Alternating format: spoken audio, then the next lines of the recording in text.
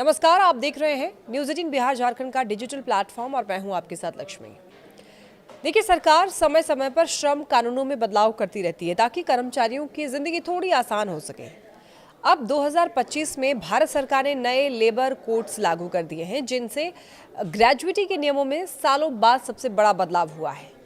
और इससे पहले 2018 में आखिरी बार बड़ा बदलाव हुआ था, जब टैक्स फ्री ग्रेजुएटी की सीमा 10 लाख से बढ़ाकर 20 लाख रुपए की गई थी। पिछले कई सालों से निजी कर्मचारियों के लिए नियम लगभग वैसे ही थे, लेकिन 21 नवंबर 2025 से ये पूरी व्यवस्था बदल गई है। जी हाँ, अब ज्यादा लोगों को ग्रेजुएटी का हक मिलेगा। पैसा कैसे गिना जाएगा, कितना टैक्स लगेगा और कंपनियों को क्या क्या दिखाना होगा, सब कुछ पहले से ज्यादा और आसान हो गया है। खास बात यह है कि अब फिक्स्ड टर्म या कॉन्ट्रैक्ट पर काम करने वाले कर्मचारियों को भी कम समय में ग्रेजुएटी मिलने लगी है। सबसे बड़ा बदलाव यह है कि अब फिक्स्ड टर्म और कॉन्ट्रैक्ट कर्मचारी सिर्फ 1 साल काम करने के बाद ही ग्रेजुएटी के हकदार हो जाएंगे।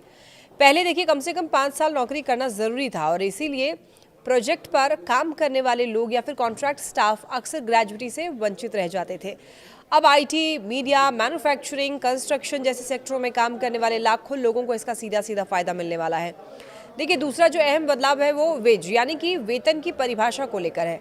पहले ग्रेजुएटी की गणना सिर्फ बेसिक सैलरी पर होती थी, जिससे रकम कम बनती थी। अब नए नियमों में वेतन का बड़ा हिस्सा वेज में गिना जाएगा और अलाउंस कुल वेतन के 50% से ज्यादा नहीं हो सकता है।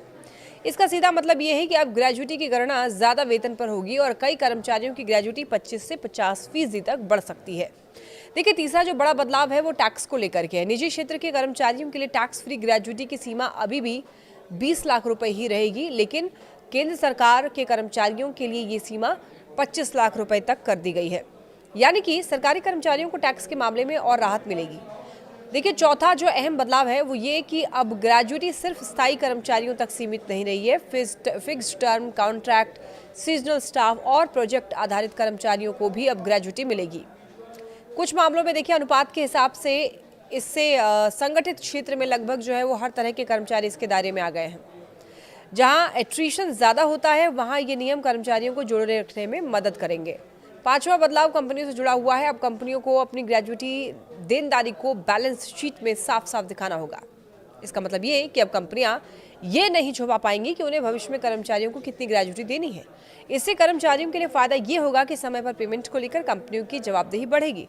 हालांकि कुछ बातें पहले जैसे ही रहेंगी, जैसे कि ग्रेजुएटी का फॉर्मूला अब भी वही रहेगा, 15/26 इंटू आखिरी सैलरी इंटू काम के साथ। स्थायी कर्मचारियों के लिए 5 साल की शर्त भी बनी रहेगी, लेकिन फिक्स्ड टर्म वालों को इसे छूट मिलेगी। कुल मिलाकर के 2025 के ये जो बदलाव हैं वो कर्मचारियों के लिए काफी फायदेमंद है। अब ज्यादा लोग कवर होंगे, ग्रेजुएटी की राशि बढ़ेगी और टैक्स को लेकर के भी साफ नियम होंगे। तो ऐसे में हर कर्मचारी को अपने सीटीसी, कॉन्ट्रैक्ट टाइप और एचआर पॉलिसी पर जरूर ध्यान देना चाहिए, क्योंकि ये नियम जो है वो सीधे आपकी जेब और भविष्य की सुरक्षा से जुड़े हुए हैं।